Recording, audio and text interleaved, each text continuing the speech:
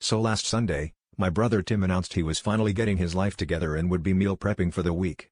Now, if you knew Tim, you'd know his idea of meal prep was usually eating leftover pizza over the sink, so this was a major development. He spent the whole afternoon in the kitchen, elbows deep in lentils and mystery spices, with the occasional "why is this so chunky?" echoing out to the living room. I was on the couch, silently impressed, right up until he emerged with a triumphant grin and 20 identical Tupperware containers. Monday morning, things started getting weird. The dog, barked Wayne, inhaled his breakfast in record time and then sat at my feet, panting a little too enthusiastically.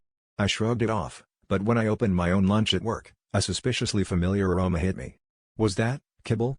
I tried to convince myself it was just an experimental garnish, but as the week went on, the lines between my meals and the dog's got blurrier. By Thursday, barked Wayne was eyeing my lunchbox with the kind of longing usually reserved for squirrels and postmen. My friends started to notice changes too. "Why does your dog's breath smell like a taco truck?" my neighbor asked, as barked Wayne licked her hand with what could only be described as human-centered enthusiasm.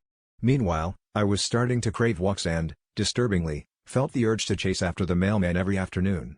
Tim, of course, insisted everything was fine, until he caught me pawing at the door and growling when the Amazon guy showed up.